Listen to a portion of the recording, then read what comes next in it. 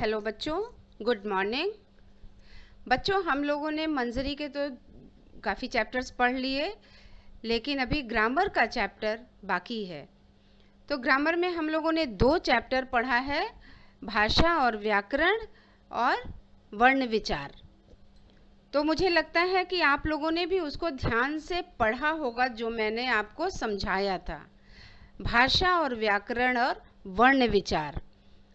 बेटा, ये जो ग्रामर का चैप्टर्स है ना, ग्रामर के पार्ट हैं जितने, फर्स्ट चैप्टर से लेके लास्ट चैप्टर तक सब चैप्टर एक दूसरे से संबंध रखते हैं। इसलिए अगर आप पिछला चैप्टर ध्यान से नहीं समझेंगे तो अगला चैप्टर आपको समझने में दिक्कत होगी। तो मैं यही चाहूँगी कि जब भी मैं ग्रामर आपको समझाती हूँ तो उसको ध्यान से सुनिए और ध्यान से समझने की कोशिश करिए, क्योंकि अगर आपने पिछले चैप्टर्स को ध्यान से नहीं देखा, नहीं समझा, तो फिर अगला चैप्टर जो मैं आपको ग्रामर का पढ़ाऊंगी उससे आप जुड़ नहीं पाएंगे, उसमें आपको परेशानी होगी। तो भाषा और व्याकरण और वर्ण विचार जो हमने पढ़ाया था, मुझे उम्मीद है, मुझे पूरा विश्वास है कि आप लोगों ने उसको ध्यान से समझा होगा और मेरे पढ़ाने के बाद भी आपने किताब खोल के अपना उसको समझा होगा वीडियोस के आधार पर, जैसे जैसे मैंने आपको समझाया था। तो अब हम लोग भाषा में, वही व्याकरण में, ग्रामर की किताब में अब हम लोग 3rd चैप्टर की तरफ बढ़ते हैं।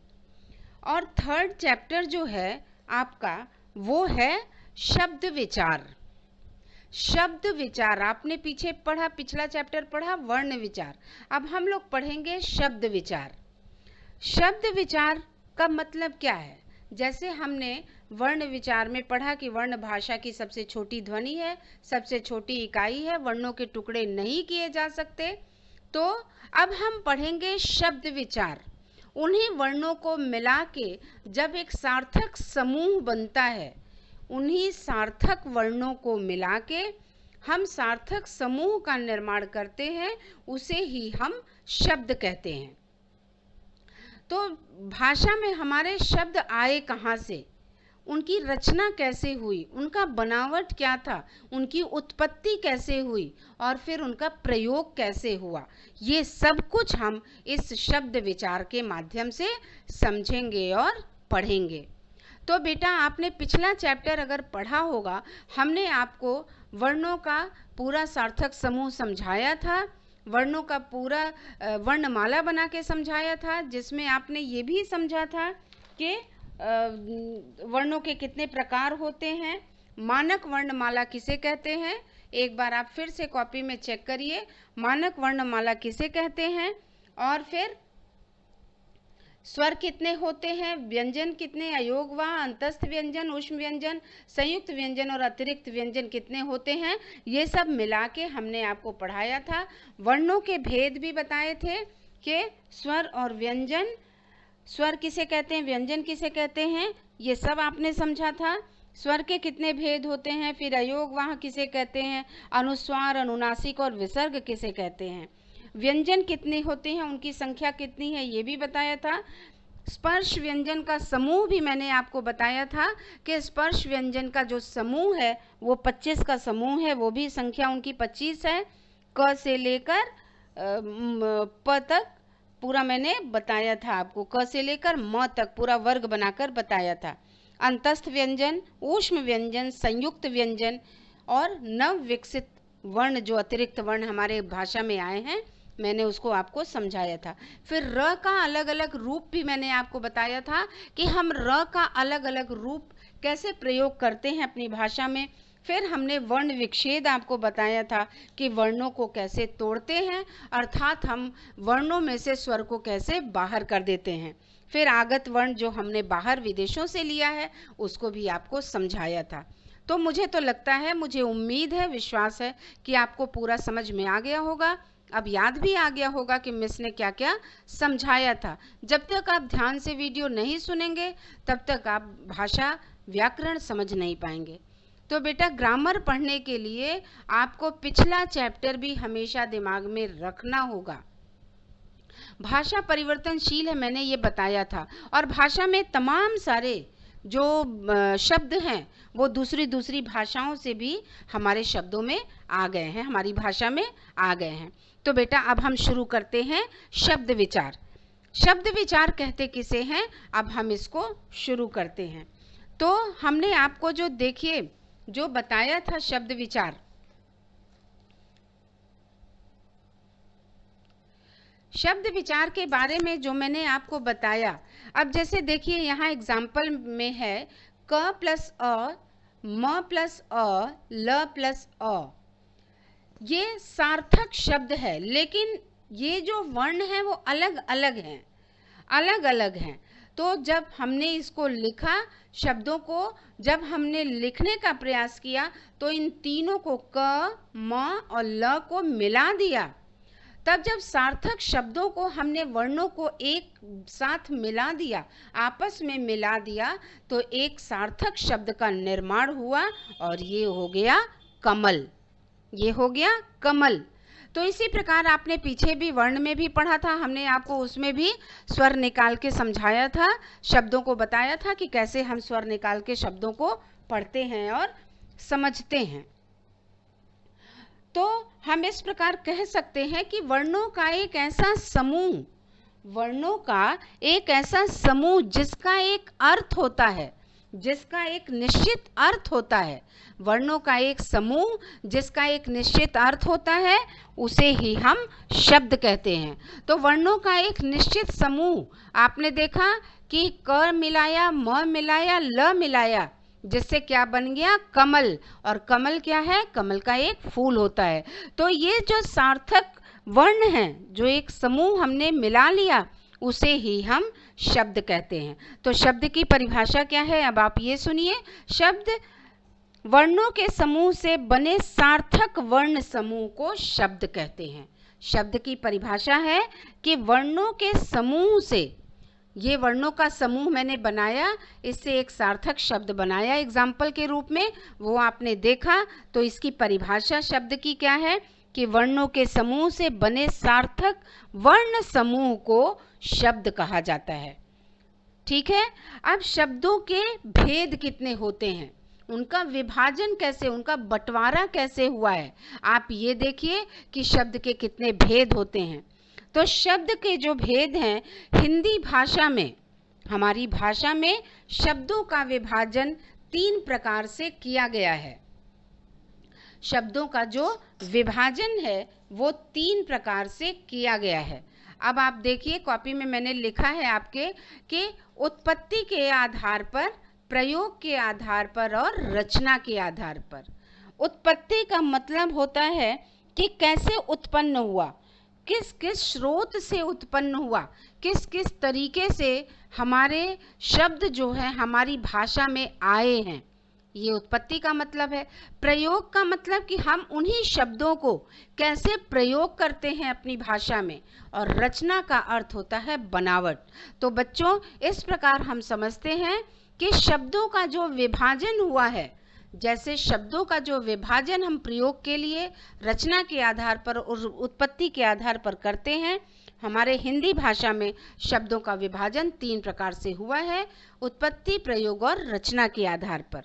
तो इस प्रकार आपने समझा कि शब्द की परिभाषा, वर्णों के समूह से बने सार्थक वर्ण समूह को शब्द कहते हैं। और शब्दों का जो विभाजन है वो 3 प्रकार से हुआ है, पहला उत्पत्ति के आधार पर, दूसरा प्रयोग के आधार पर और तीसरा रचना के आधार पर।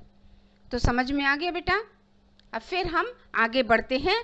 पहला देखते हैं कि उत्पत्ति के आधार पर शब्दों को कितने भागों में बांटा गया है।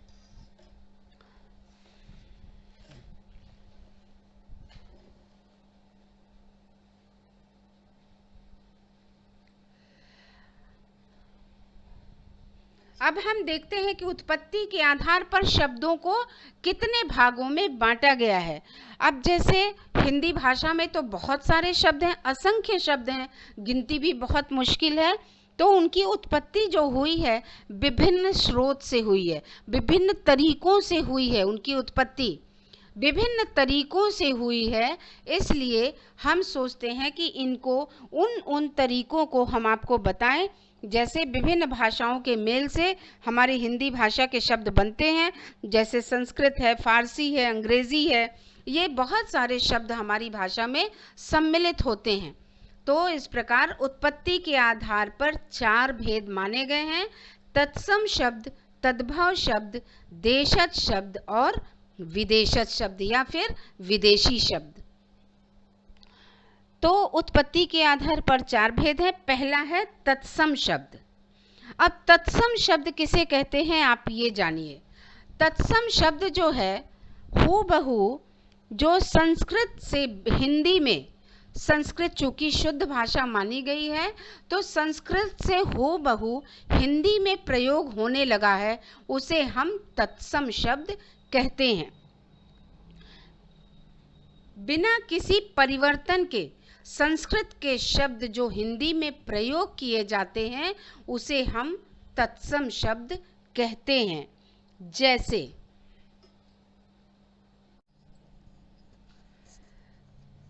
तो बेटा आपने देखा कि तत्सम शब्द जो संस्कृत भाषा से हिंदी में बिना किसी परिवर्तन के लिए गए हैं उसे हम तत्सम शब्द कहते हैं। अर्थात कहने का तात्पर्य ये कि संस्कृत से हूबहू बिना बदलाव के हिंदी में आए हैं, उसे हम तत्सम शब्द कहते हैं। जैसे सूर्य, रात्रि, गृह, ये उदाहरण है। अब उत्पत्ति के आधार पर दूसरा जो वर्गीकरण किया गया है, जो दूसरा भेद है शब्द के, वो है तद्भव शब्द। तत्सम के बाद तद्भव। अब तद्भव शब्द जो कहते हैं कि थोड़ा सा बदलाव के साथ संस्कृत के शब्दों को थोड़े बदलाव के साथ हिंदी में जब हम प्रयोग करते हैं तो उसे हम तद्भव शब्द कहते हैं। हिंदी में थोड़े बदलाव के साथ आए हैं, संस्कृत से बदल के थोड़ा सा उनका रूप बदल दिया गया है और हमने हिंदी में प्रयोग किया है, उसे हम तद्भव शब्द कहते हैं।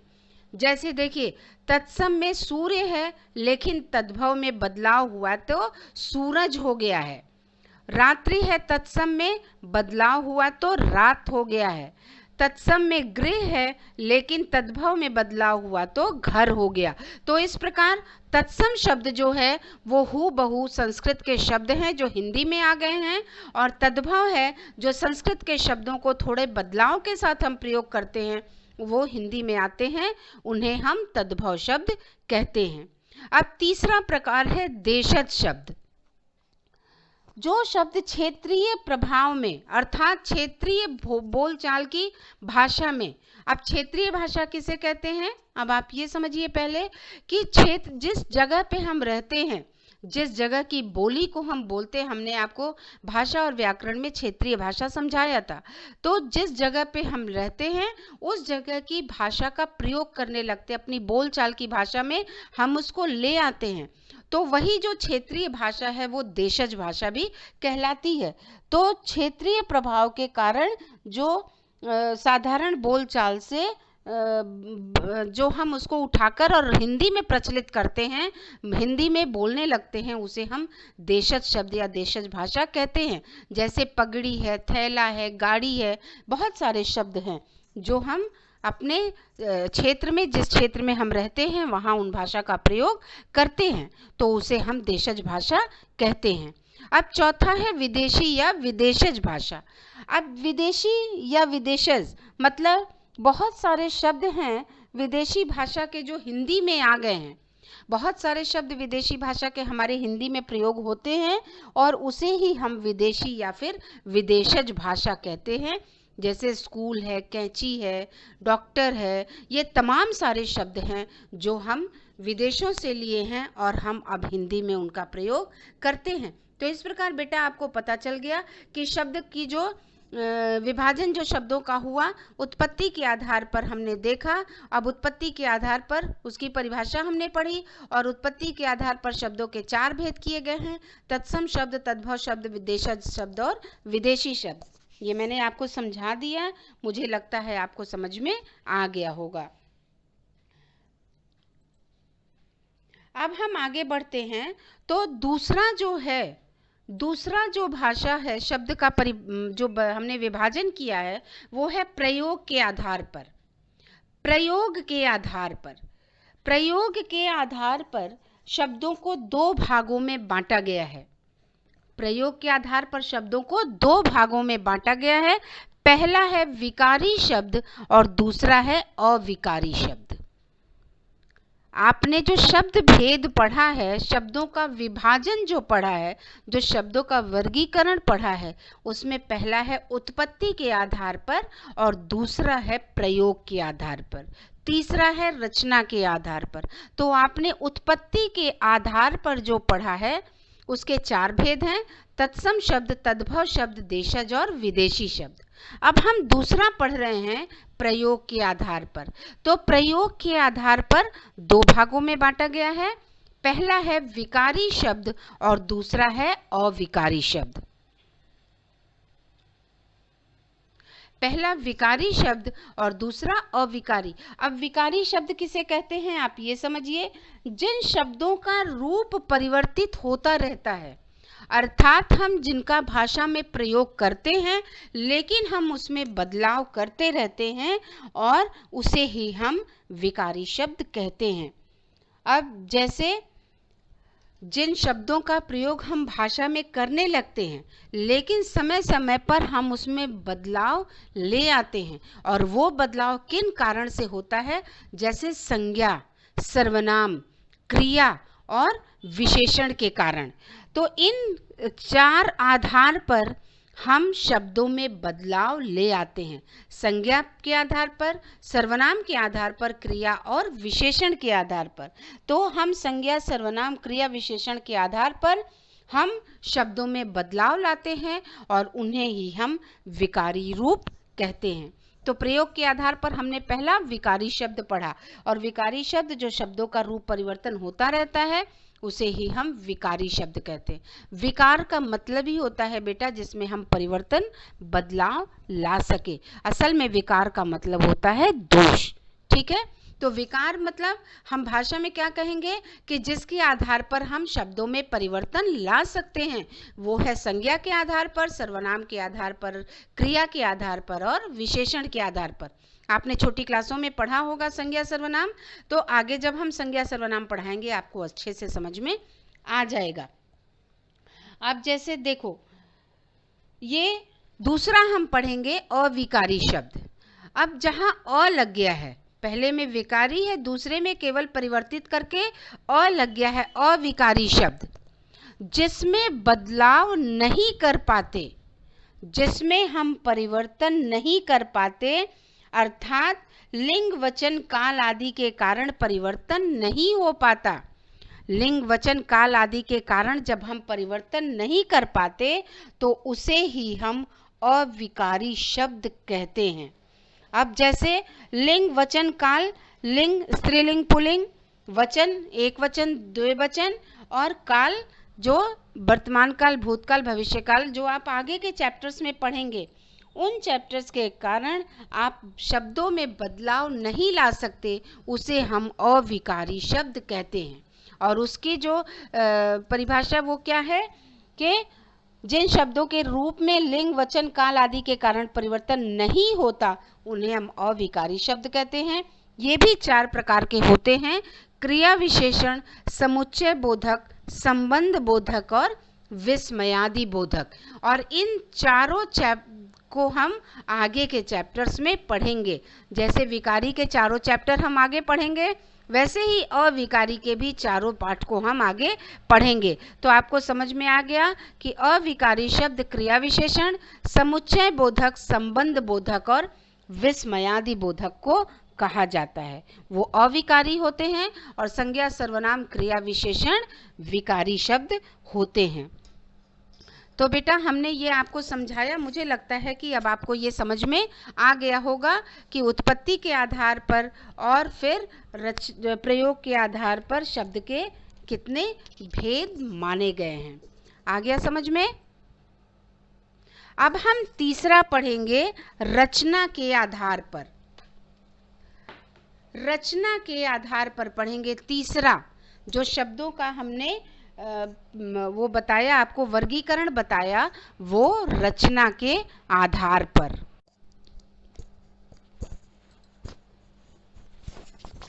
तो बेटा तीसरा हम पढ़ रहे हैं रचना के आधार पर। अब रचना के आधार पर जो हम पढ़ रहे हैं उसके भी 3 भेद माने गए हैं, रूढ़ शब्द, यौगिक शब्द और योग रूढ़ शब्द। अब रूढ़ शब्द किसे कहते हैं आप ये देखिए, रचना के आधार पर हमने शब्दों को 3 भागों में बांटा है, रूढ़, यौगिक और योग रूढ़। तो रूढ़ शब्द किसे कहते हैं? जिन शब्दों के सार्थक खंड ना हो, अर्थात खंड मतलब टुकड़ा, और सार्थक भाषा में तो सार्थक शब्दों का ही प्रयोग होता है, ये मैंने आपको पहले भी समझाया है। तो जिन शब्दों के सार्थक खंड ना हो, अर्थात जब हम उन शब्दों को तोड़ेंगे, जब उन शब्दों को हम अलग अलग करेंगे, वर्ण विच्छेद करेंगे, तो उन शब्दों का अर्थ नहीं निकलेगा, अर्थात बिल्कुल निरर्थक शब्द हो जाएंगे। जब उन शब्दों को हम तोड़ेंगे तो वो शब्द बिल्कुल निरर्थक हो जाएंगे। ऐसे शब्दों को हम रूढ़ शब्द कहते हैं, जिनका कोई सार्थक खंड ना हो, अर्थात सही टुकड़े ना हो उनके, उसे हम रूढ़ शब्द कहते हैं। जैसे नाक।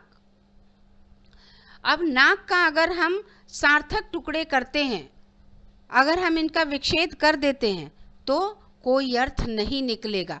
खाल, दाल, जल, इन शब्दों को हम तोड़ते हैं तो ये अर्थ विहीन हो जाएगा, अर्थात अर्थ के बिना हो जाएगा, निरर्थक हो जाएगा।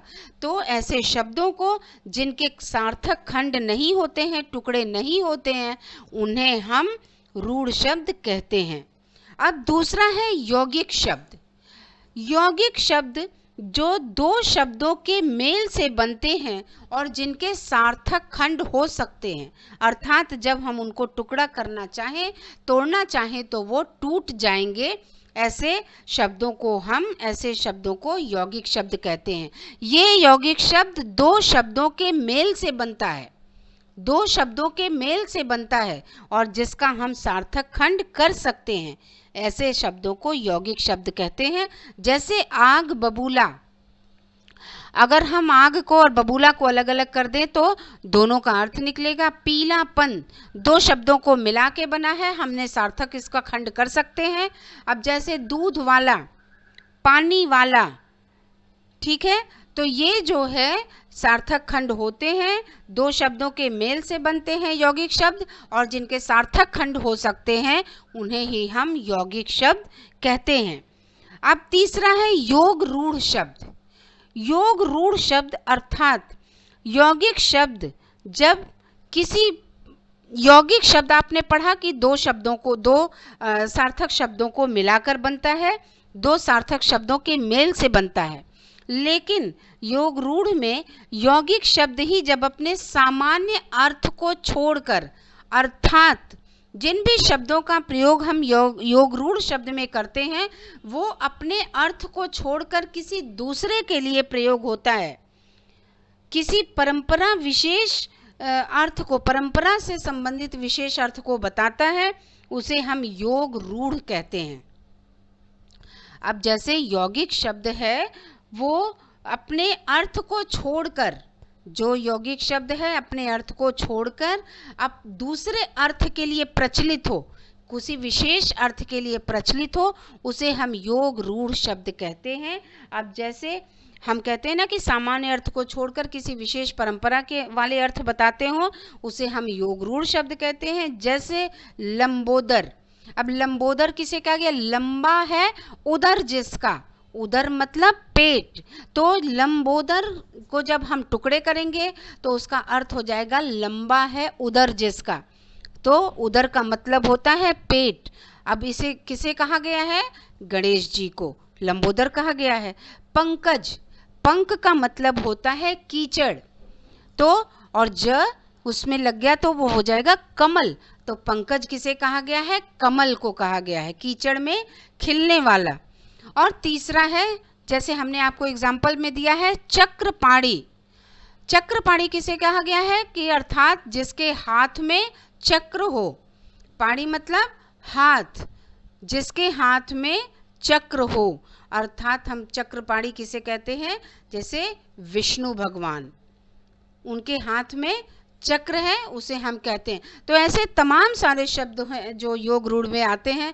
अब जैसे पीतांबर, पीले हैं, पीले हैं, अंबर, जिसके अंबर मतलब कपड़ा, वस्त्र, और फिर पीतांबर अर्थात जो पीले हैं वस्त्र जिसके, अर्थात कृष्ण भगवान, विष्णु भगवान। तो इस प्रकार, जैसे एक एग्जाम्पल और देखिए, नीलकंठ, नीला है कंठ जिसका, अर्थात शिव भगवान। तो ये सब योग रूढ़ शब्द के अंतर्गत आते हैं।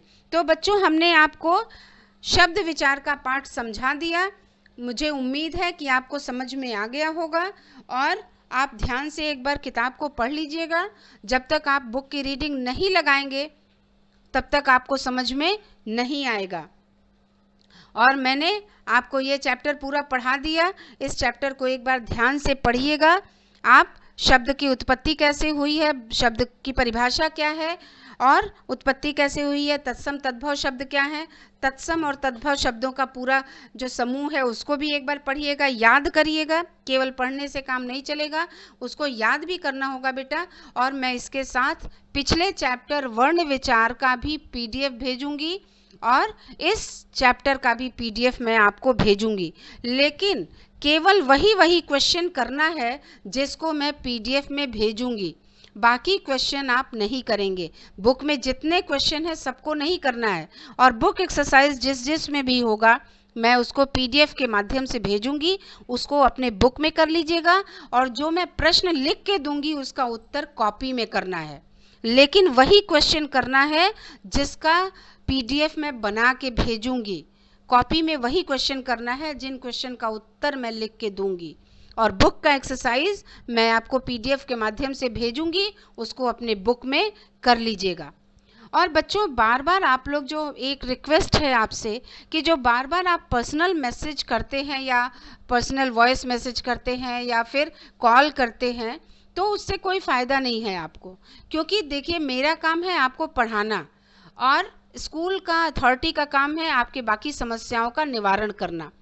तो आपके अगर अटेंडेंस नहीं लगते हैं, या अगर आपके मम्मी पापा को नहीं समझ में आ रहा है, तो आप कृपया आप उनसे कहिए कि आप ऑफिस का जो नंबर है उस पर कॉल करके, और जो लिंक दिया गया है उस पे वेबसाइट पे जाके, और फिर न अगर संभव नहीं है तो स्कूल ऑफिस जाके वहाँ अपना समस्या का समाधान कर सकते हैं।